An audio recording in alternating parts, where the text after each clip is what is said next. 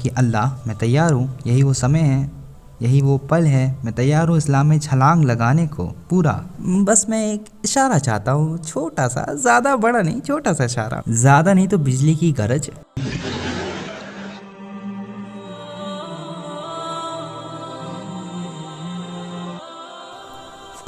मेरी कहानी की शुरुआत यूनिवर्सिटी के पहले दिन से है। उस पूरे साल मुझे बहुत ही तकलीफ़ें उठानी पड़ी थी। मेरे माँ बाप की अलहदगी हो गई, मेरा कुत्ता मर गया, बहुत मुश्किल दिन था। सुभान अल्लाह। 2 हफ्तों में 2 कार एक्सीडेंट, और मेरा करीबी दोस्त ही उस साल चल बसा। मुझे लगता है कि इसी साल ने मुझे कई सवाल पूछने पर मजबूर कर दिया कि मैं यहाँ क्या कर रहा हूँ, ज़िंदगी का मकसद क्या है। मैं सुबह सवेरे क्यों जग जाता हूँ, क्यों इतना परेशान होता हूँ, क्यों ना मैं चुपचाप सोफे में बैठ के टीवी देखूँ। मुझे लगता है कि मैं पूछने लगा था कि ज़िंदगी का मकसद क्या है, और इसी चीज़ ने मुकद्दस खोज की शुरुआत कराई। अब जबकि मैं ऑस्ट्रेलियन था तो मैंने ईसाईयत की खोजबीन शुरू की पहले। मेरे कुछ क्रिश्चियन फ्रेंड्स हैं, तो मुझे याद है कि मैं चर्च कैंप गया था। मेरी ज़िंदगी का सबसे मज़ाकिया कैंप था। सब गा रहे थे, पता नहीं क्या बोल रहे थे, मैं भी क्या बोल रहा था। आवाज़ें बहुत खूबसूरत थी, लेकिन वाकई ये सब अजीब लग रहा था। और सभी लोग मुझे बता रहे थे कि खुदा तुमसे कितना प्यार करता है। मैं सोच रहा था, खुदा मुझसे प्यार करता है, मेरा कुत्ता मर गया। सुभान अल्लाह। तो मैं क्रिश्चियनिटी की खोजबीन जारी रखा और मुझे इसके कई सारे अलग अलग पहलू मिले। तो हम बात करें कैथोलिसिज्म की, एंजिलिकन बैप्टिस्ट की, पुजारियों की और पादरियों की। तो मैं हमेशा उनके पास जाता था, उनसे सवाल पूछता था। मैंने उनको कभी नहीं पाया कि उन्होंने बाइबल उठाया हो और कहा हो, भाई देखो ये रहा तुम्हारे सवाल का जवाब। वो जवाब देते थे, लेकिन वो सिर्फ अपने ओपिनियन से देते थे। मुझे लगने लगा था कि क्रिश्चियनिटी में बहुत सारे इंटरप्रिटेशंस है और अलग अलग लोगों के पास अलग अलग इंटरप्रिटेशन, एक्सप्लेनेशन होते ही हैं। एक पादरी एक चर्च के किसी पहलू पर विश्वास रखता है तो दूसरा पादरी दूसरे पर। तो मैं खुद से सोचने लगा था यार कि बाइबल तो एक ही है, लेकिन इससे कितने सारे एक्सप्लेनेशन है, ये कन्फ्यूजिंग था। तो उस समय यूनिवर्सिटी का पहला साल था और उसके साथ साथ साथ मैं पार्ट टाइम जॉब भी कर रहा था सर्विस स्टेशन में। उस समय मेरा एक कलीग था जो कि हिंदू था और वो अपना शिफ्ट बाबा चेंज करता रहता था, तो मुझसे रुका नहीं गया और मैंने उससे कह दिया कि भाई ये हाथी वाले सर के बंदे के साथ क्या प्रॉब्लम है, ये इसका सर हाथी वाला क्यों है। और तो उसने कहा कि भाई ये गणेशा, ऐसे गणेशा कहते हैं। मैंने कहा कि तुम लोगों ने इसे शेर वाला सर क्यों नहीं दिया, वो ज़्यादा अच्छा लगता। वेल आपको तो पता है ये लंबी चौड़ी बहस है, जो कुछ भी है इसे पचाना बड़ा ही मुश्किल है। तो मैंने थोड़ा बहुत और खोजबीन की। मेरा एक दोस्त है मोर्मन। जितने भी क्रिश्चियन रिलीजन है ना, उनमें से सबसे अच्छा मुझे church of latter day saints लगा।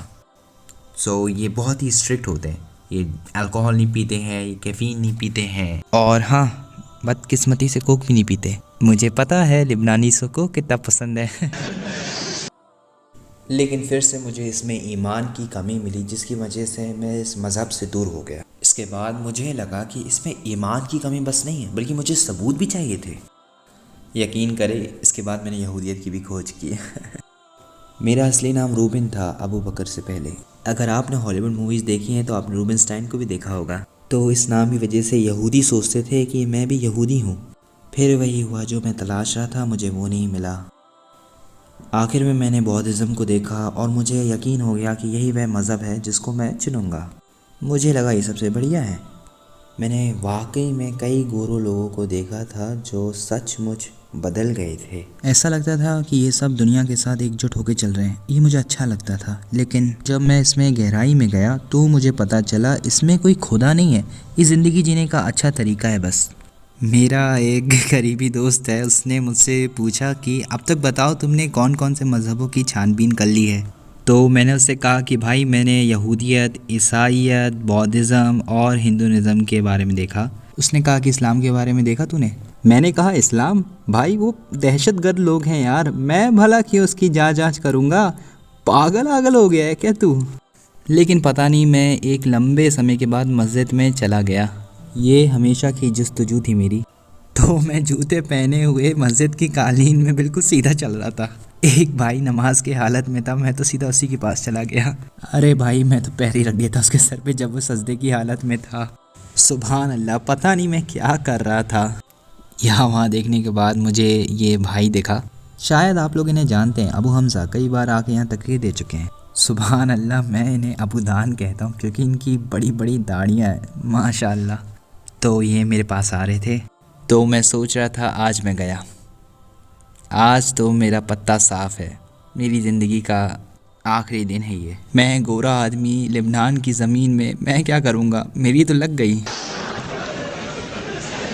वो सीधा मेरे पास आ रहे थे, ऐसा लग रहा था सहारा रेगिस्तान में बड़ा आदमी, बड़ा अबाया पहने, बड़ी बड़ी दाढ़ी लिए, क्या बताऊँ। लेकिन सुभान अल्लाह, उन्होंने पहला शब्द मुझसे कहा, और भाई कैसे हो, कैसा रहा आज का दिन। वाकई में उनके स्वागत करने वाले तरीके से मैं बहुत मुतासिर हुआ। मैं एक ऑस्ट्रेलियन हूँ और मैं किसी ऑस्ट्रेलियन की तौहीन नहीं करना चाहता, लेकिन मेरी परवरिश मेरे मुल्क की परवरिश पर डिपेंड करती है। मेरे माँ बाप ने मुझे नास्तिक की तरह पाला, लेकिन वो ईसाई की तरह पाले गए। उन्हें ज़बरदस्ती संडे को चर्च जाना पड़ता था, वो हर एक मिनट नफरत करते थे इससे। तो हम लोग जब पैदा हुए, उन्होंने हम लोग के दिमाग में डाल दिया था कि जब तुम मरोगे तो मिट्टी में मिल जाओगे, कोई खुदा नहीं है, कोई नई ज़िंदगी नहीं है, ये सब बकवास है। तो मैं एक नास्तिक की तरह पला। तो मैं जब मस्जिद गया, अबू हमज़ा से मिला, तो वो मुझसे बहुत ही नरम मिजाज से बातें कर रहे थे। मैं उनका बहुत ही शुक्रगुजार हूँ क्योंकि मैंने उन्हें देखा हुआ था 5 बजे की न्यूज़ में प्लेन को हाईजैक किए हुए।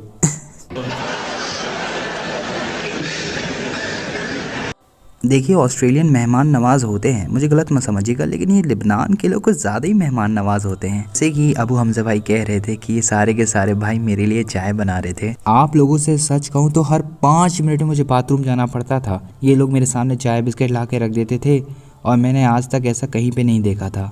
तो हाँ, मैं किसी हद तक बिस्किट्स के लिए आ रहा था और मज़हब के लिए भी। तो मैं इन भाइयों के पास बैठ के सवाल पूछता रहता था। मैं सारे सवाल पूछता था जो कि मैंने पादरियों से, पुजारियों से और दोस्तों से पूछे थे।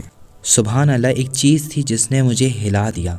जब भी मैं सवाल पूछता था तो वो सिर्फ जवाब नहीं देते थे मुझे, वो लोग कुरान उठाते थे और मुझसे कहते थे लो भाई पढ़ो इसे, और वहाँ पे आंसर होता था हर बार। इसके बाद उनसे दूसरा सवाल करता था और बहुत ही आसान नहीं, बहुत ही कठिन क्वेश्चंस होते थे। औरतें हिजाब क्यों पहनती हैं और मैं क्यों 4 औरतों से निकाह कर सकता हूँ और वो क्यों 4 मर्दों से निकाह नहीं कर सकती। तो मैं हर मुश्किल सवाल का जवाब चाहता था, इस्लाम के सामने आने पर जो सवाल आते हैं उन सब का, और वो लोग जवाब देते रहे हर सवाल का अपने ओपिनियन से नहीं बल्कि कुरान से। तो मैं मायूस हो गया। फिर मैंने एक भाई से कहा, अच्छा इस स्टेज में ना मैं कई हफ्तों से जा रहा था वहाँ पे, और जब भी मैं जाता था वहाँ कोई ना कोई भाई होता ही था। तो मैंने एक भाई से कहा कि भाई आप इस बारे में क्या सोचते हैं, आप अपना ओपिनियन बताएं ना। तो एक भाई मेरे पास मुड़ा और कहा, खुदा के कलाम पे मैं अपनी राय नहीं रख सकता।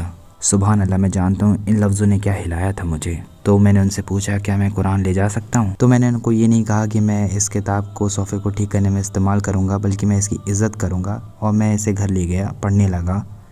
और जब मैं इसे पढ़ रहा था तो मुझे ऐसा नहीं लगा कि मैं सिर्फ कहानियाँ पढ़ रहा हूँ, मुझे लगा कि कोई मुझे हुक्म दे रहा है, कोई मुझे रास्ता दिखा रहा है। और फिर एक रात मैंने रूहानी मूड को पाने की कोशिश की। मैं जानता हूँ कुछ लोगों ने कहानी सुनी होगी तो मुझे माफ़ करिएगा। तो मैंने मोमबत्तियाँ जलाई, मैंने पर्दे खोले, खिड़कियाँ भी खोल दी। मैं रूहानियत को महसूस करना चाह रहा था। मेलबर्न की अच्छी गर्मी की रात थी वो। मेलबर्न में समर मिल जाती है हमें। ओके, मैं बैठा हुआ था, सोच रहा था ठीक है फिर यही रात है वो। तो मैं लंबे समय से खोजबीन कर रहा था। मुझे रूहानी ताकतों और साइंटिफिक प्रूफ्स के बारे में पता था कि हमने पहाड़ को खोटे की तरह बनाया है, एम्ब्रियो किस तरीके से माँ के पेट में जन्म लेता है, बढ़ता है, मुझे सब कुछ पता था, बस मुझे थोड़ा सा पुश चाहिए था। तो समझ लीजिए मैं खाई के पास खड़ा था, कूदने को तैयार था, बस मुझे थोड़ा सा धक्का चाहिए था।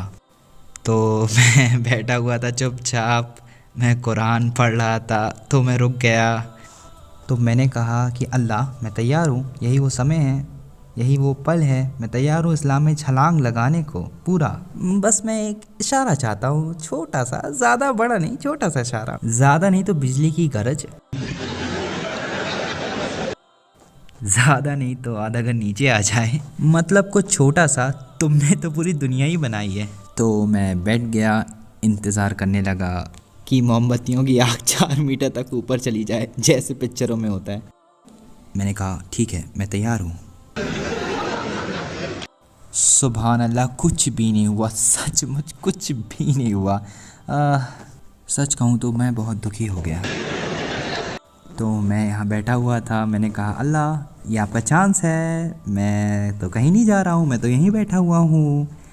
हाँ चलिए मैं आपको दोबारा चांस देता हूँ, शायद आप बिज़ी हो गए, बहुत कुछ होता रहता है इस दुनिया में, तो वैसे भी दिन का समय है ये, तो चलिए दोबारा करते हैं, कुछ भी, मतलब छोटा सा कुछ भी।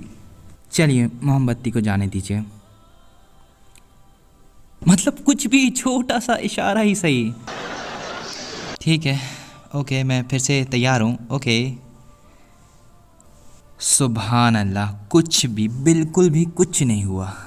मैं तो ये भी नहीं कह सकता था, देखो भाई दीवार से पानी निकलने लगा है, कुछ नहीं हुआ, बिल्कुल भी कुछ नहीं हुआ। मैं बहुत ही निराश था, मैं दुखी था, और मैंने कहा आखिरी मौका है इस्लाम, लेकिन कुछ भी नहीं हुआ। हाँ, मैंने दोबारा कुरान उठाई, मैं वहीं पढ़ने लगा जहाँ मैं पढ़ रहा था। सुभान अल्लाह, मैंने आगे का पन्ना पलटा और आयत पढ़ी, और वो लोग जो हमसे इशारा मांगते हैं, क्या हमने उन्हें पहले से ही इशारा नहीं दिखाया है? अपने आसपास देखो, सितारों को देखो, सूरज को देखो, पानी को देखो, ये इशारे उन लोगों के लिए हैं जो कि अक्ल रखते हैं। सुभान अल्लाह।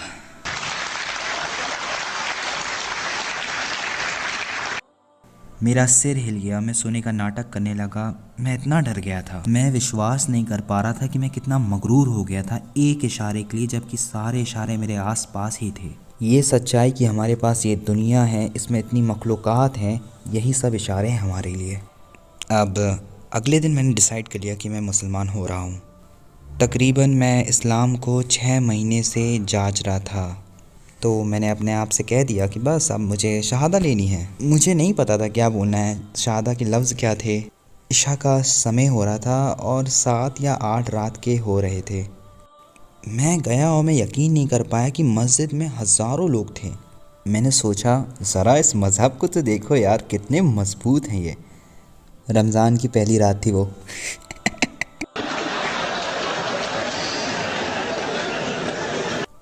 रमज़ानी मुसलमान। तो मैं वहाँ बैठ गया, मैं नर्वस था। मैं उठा और इस आदमी ने कहा कि भाई तुम्हें अशहदु बोलना होगा। मैंने बोला क्या ऐश, क्या मैं सीधे इंग्लिश में नहीं बोल सकता क्या? उसने कहा कि मुझे ये अरेबिक में बोलना होगा। फिर इतने सारे दाढ़ी वाले फिर आ गए। मैं सोचने लगा इस बार मेरा पक्का पत्ता कटेगा अगर लफ्ज़ों के साथ मैंने गलती की। अब ये लोग मुझे घूर घूर के देखने लगे। आपको पता है कि ऑस्ट्रेलियन घूरते नहीं, लेकिन लेबनान के लोग घूरने लगते हैं। तो वहाँ बैठा हुआ था, मैं डरा हुआ था। सुभान अल्लाह, जैसे ही मैंने शहादा के लफ्ज़ कहे मेरा सारा डर निकल गया, सब कुछ। मुझे ऐसा लगने लगा कि मेरे सर के ऊपर किसी ने ठंडे पानी का नल खोल दिया हो। मुझे साफ़ सुथरापन महसूस हुआ। जैसे ही मैंने ये अल्फाज कहे वैसे इतने सारे भाई मेरे पास आ गए, कहने लगे तकबीर, अल्लाह अकबर, और चुम्मी लेने लगे और गले लगने लगे। इतने आदमियों ने आज तक मुझे कभी नहीं चूमा। पर वाकई में बहुत ही खूबसूरत दिन था। इस दिन मुझे इतने सारे भाई मिल गए थे कि मैं सोचा भी नहीं था, और हाँ बहनें भी। तो फिर मैंने कभी भी वापस पलट के नहीं देखा। शुरुआत में मेरी फैमिली बहुत चिंतित थी कि मैं उनके साथ बहुत अलग थलग सा रहूँगा, कहीं मैं उनके पास AK-47 या ग्रेनेड लेके ना आ जाऊँ। बाद में उन्हें समझ में आ गया कि एक्चुअल में मुझे ये मज़हब बेहतर इंसान बना रहा है। आप विश्वास नहीं करेंगे, इस्लाम से पहले मेरे बालों की स्टाइल मोहक थी। हाँ सचमुच, मैं फ़ोटो नहीं दिखाने वाला लेकिन किसी को। मेरे पास चेरी डॉग्स था, आर्मी ग्रेड्स थे, मेटालिक टी शर्ट्स थी। मैं सोचता था मैं एक नंबर का दिखता हूँ यार, लेकिन मैं बेवकूफ़ दिख रहा था बिल्कुल। अल्हम्दुलिल्लाह, हिदायत के बाद मैं अच्छा दिखने लगा जैसे अभी दिखता हूँ। हंसने की ज़रूरत नहीं है। पर मेरे माँ बाप ही पहले थे जिन्होंने ऐसा कुछ कहा जिसकी वजह से मैं सचमुच हैरान हो गया। मेरे अब्बा ने मुझसे अभी अभी कुरान मांगा है, तो मुझे बहुत खुशी हो रही है इस चीज़ की। पर मैं सोचता था उन्हीं पर सबसे ज़्यादा मुझे काम करना होगा। पर उन्हीं ने मुझसे कहा कि जब से तुम मुसलमान हुए हो तब से तुम एक अच्छे इंसान बन गए हो। अब तुम ज़्यादा भरोसेमंद हो गए हो, अब तुम मुझे पिकअप कर सकते हो जब मेरी कार ख़राब होगी। जबकि मैं पहले कहता था कि अब्बा मैंने पी रखी है, पता नहीं अभी तक उतरी है कि नहीं।